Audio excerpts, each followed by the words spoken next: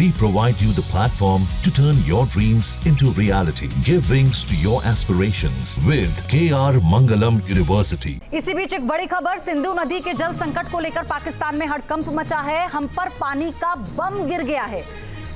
पाकिस्तानी सांसद पानी नहीं मिला तो कैसे वो इस वक्त गुहार लगा रहे हैं। सिंधु नदी के जल संकट को लेकर पाकिस्तान में हड़कंप मचा है। हम पर पानी का बम गिर गया है।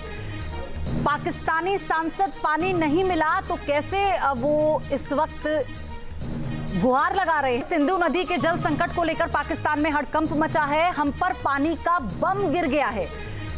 पाकिस्तानी सांसद पानी नहीं मिला तो कैसे वो इस वक्त गुहार लगा रहे हैं। सिंधु नदी के जल संकट को लेकर पाकिस्तान में हड़कंप मचा है। हम पर पानी का बम गिर गया है। पाकिस्तानी सांसद पानी नहीं मिला तो कैसे वो इस वक्त गुहार लगा रहे हैं। सिंधु नदी के जल संकट को लेकर पाकिस्तान में हड़कंप मचा है। हम पर पानी का बम गिर गया है। पाकिस्तानी सांसद पानी नहीं मिला तो कैसे वो इस वक्त गुहार लगा रहे हैं। सिंधु नदी के जल संकट को लेकर पाकिस्तान में हड़कंप मचा है। हम पर पानी का बम गिर गया है।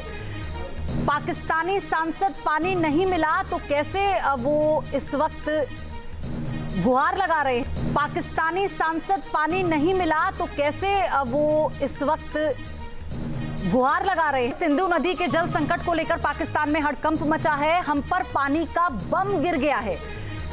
पाकिस्तानी सांसद पानी नहीं मिला तो कैसे वो इस वक्त गुहार लगा रहे हैं। एक बड़ी खबर आपको बता दें कि पाकिस्तान में भारत के हमले पर एक और कबूलनामा सामने आया है। मरियम नवाज ने यह माना है कि भारत ने हमला किया और भारत के हमले में पाकिस्तान को नुकसान हुआ है। पाकिस्तान में भारत के हमले पर एक और कबूलनामा सामने आया है। मरियम नवाज ने यह माना है कि भारत ने हमला किया और भारत के हमले में पाकिस्तान को नुकसान हुआ है। पाकिस्तान में भारत के हमले पर एक और कबूलनामा सामने आया है। मरियम नवाज ने यह माना है कि भारत ने हमला किया और भारत के हमले में पाकिस्तान को नुकसान हुआ है। पाकिस्तान में भारत के हमले पर एक और कबूलनामा सामने आया है। मरियम नवाज ने यह माना है कि भारत ने हमला किया और भारत के हमले में पाकिस्तान को नुकसान हुआ है। पाकिस्तान में भारत के हमले पर एक और कबूलनामा सामने आया है। मरियम नवाज ने यह माना है कि भारत ने हमला किया और भारत के हमले में पाकिस्तान को नुकसान हुआ है। पाकिस्तान में भारत के हमले पर एक और कबूलनामा सामने आया है। मरियम नवाज ने यह माना है कि भारत ने हमला किया और भारत के हमले में पाकिस्तान को नुकसान हुआ है। पाकिस्तान में भारत के हमले पर एक और कबूलनामा सामने आया है। मरियम नवाज ने यह माना है कि भारत ने हमला किया और भारत के हमले में पाकिस्तान को नुकसान हुआ है। ऑपरेशन सिंदूर के दौरान सीज फायर पर राहुल गांधी पर लगातार सवाल उठा रहे हैं।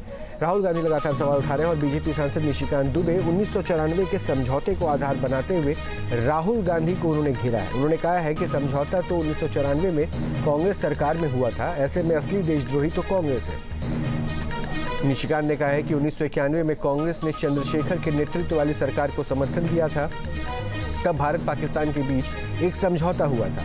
1994 में पीवी नरसिम्हा राव की सरकार आई तो ये समझौता लागू हुआ। इसके तहत सेना नौसेना कहाँ तैनात होगी और वायुसेना कैसे काम करेगी, ये बातें दुश्मन देश से शेयर की जाती थी। दरअसल राहुल गांधी ने 19 मई को सोशल मीडिया पर लिखा था कि सैन्य कार्रवाई से पहले पाकिस्तान को इसकी जानकारी देना अपराध है। बीजेपी सांसद निशिकांत दुबे ने और क्या कुछ आरोप लगाए हैं और उस पर कांग्रेस ने क्या सफाई दी है और बीजेपी पर हमला उन्होंने क्या बोला, एक बार वो सुनाते हैं। ये 1991 का डॉक्यूमेंट है। जयशंकर जी उस वक्त तो कहीं ना कहीं छोटे अधिकारी रहे होंगे। सवाल ये हमारी सरकार और आपकी सरकार का नहीं है। सवाल ये है कि 1947 से पाकिस्तान को हम आतंकी राष्ट्र मानते हैं। 78 साल से कश्मीर के मुद्दे पर हमारी उनके साथ लड़ाई चल रही है। हमारे कश्मीर के हिस्से को पाकिस्तान ने अपने कब्जे में कर रखा है। उसके बाद जो आप कंसेशन देते रहे, 1950 में नेहरू लियाकत समझौता हो, 1960 का सिंधु जल समझौता हुआ, 1975 का शिमला एग्रीमेंट हुआ और उसके बाद 1991 में तो आपने हाथ ही काट दिया कि हमारी आर्मी, कोई भी देश का डिफेंस सिस्टम कैसा काम करता है, हम पार्लियामेंट के अंदर भी डिफेंस के ऊपर चर्चा नहीं करते हैं। पार्लियामेंट के अंदर भी डिफेंस के स्ट्रेटेजिक चीजों के बारे में कोई जवाब नहीं दिया जाता है। इवन स्टैंडिंग कमेटी की मीटिंग में भी यह कहा जाता है कि नेशनल सिक्योरिटी का सवाल है। नेशनल सिक्योरिटी क्या होती है? यहां तो आपने हाथ काट के 1991 में जब आप सरकार को समर्थन दे रहे थे माननीय चंद्रशेखर जी की सरकार को, और 94 में जब नरसिम्हा राव की सरकार थी तब ये इंप्लीमेंट हुआ। आपने तो हाथ काट के लिख दिया कि हमारी आर्मी कहां डिप्लॉय होगी, आपकी नेवी कहां डिप्लॉय होगी, आपका एयरफोर्स कैसे फंक्शन करेगा, वो कैसे एक्सरसाइज करेगा। तो ये सारी बातें क्या देशद्रोह नहीं है? निशिकांत दुबे अपनी बेवकूफी बार बार प्रदर्शित करते हैं। राजीव जी ने 6 मार्च 1991 को चंद्रशेखर जी की सरकार से समर्थन वापस ले लिया था। पहली बात, यह शायद अप्रैल 1991 का साइन किया हुआ अग्रीमेंट है। यह अग्रीमेंट पीस टाइम का है। पीस टाइम में गलतफहमी ना हो दो देशों की सेनाओं के बीच में, थल सेना, वायुसेना, जल सेना मूवमेंट से, उसके बारे में है।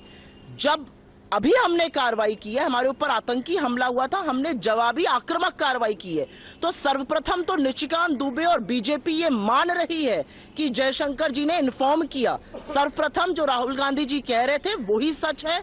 जयशंकर जी ने इन्फॉर्म किया पाकिस्तान को, और उसकी पुष्टि खुद बीजेपी कर रही है। जिस अग्रीमेंट का वो हवाला दे रही है वो पीस टाइम का अग्रीमेंट है। जयशंकर जी ने जब वॉर लाइक सिचुएशन थी तब इन्फॉर्म किया था। आरबीएसई 12वीं का रिजल्ट जारी हो गया है। तीनों ही स्ट्रीम्स में लड़कियां आगे दिखी, जहां साइंस स्ट्रीम में प्रीति ने 99.80% अंक लाकर टॉप किया, तो वहीं कॉमर्स स्ट्रीम में कंगना 99.20% अंक लाकर टॉपर बनी। बात तो तब बड़ी हुई जब आर्ट्स में 1 या 2 नहीं बल्कि 4 छात्राओं ने टॉप किया। अनुप्रिया राठौड़, प्रगति अग्रवाल, प्रियंका और उर्मिला ने टॉप किया, और इन चारों के ही 99.60% नंबर आए हैं। ऐसे में चलिए आपको बताते हैं कि टॉपर्स को इनाम के रूप में कितने रुपए दिए जाएंगे। दरअसल राज्य सरकार की तरफ से मेधावी छात्राओं को प्रोत्साहित करने के लिए विशेष पुरस्कार योजनाएं लागू की गई हैं। छात्राओं को उनकी एकेडमिक परफॉर्मेंस के आधार पर कैश अवार्ड यानी नकद पुरस्कार दिए जाएंगे। ये पुरस्कार 2 योजनाओं के तहत दिए जाते हैं, गार्गी पुरस्कार योजना और एकल या द्विपुत्री प्रोत्साहन योजना।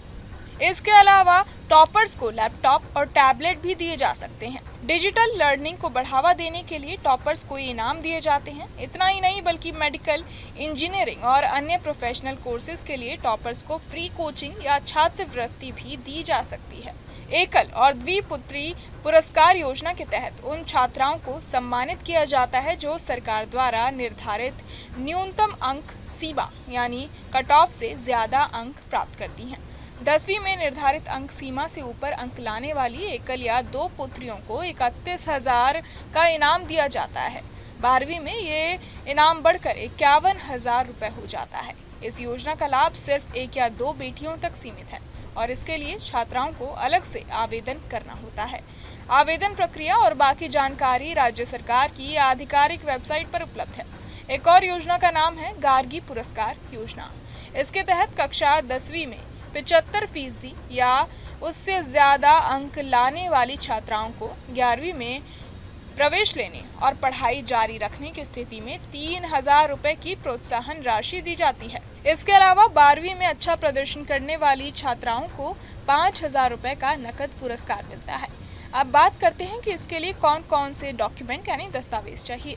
इसके लिए जरूरी दस्तावेजों में आवेदन पत्र, 50 रुपए के स्टैम्प पेपर पर शपथ पत्र, विद्यालय से अनुशंसा पत्र, जन आधार कार्ड की सत्यापित प्रति, बैंक पासबुक और आधार कार्ड शामिल है। छात्रा का बैंक अकाउंट आधार कार्ड से लिंक होना चाहिए। 2024 में इस योजना के तहत पात्र छात्राओं की संख्या में ऐतिहासिक इजाफा हुआ और 3 लाख से ज्यादा छात्राएं इनाम पाने के योग्य मानी गई हैं। बहरहाल इस पूरी जानकारी को सुनकर आप क्या कुछ सोचते हैं हमें कमेंट बॉक्स में जरूर बताएं, और बाकी तमाम खबरों के लिए सब्सक्राइब करें न्यूज नेशन। न्यूज नेशन अब व्हाट्सएप पर खबरों के ताजा अपडेट के लिए न्यूज नेशन के इस QR कोड को स्कैन करें।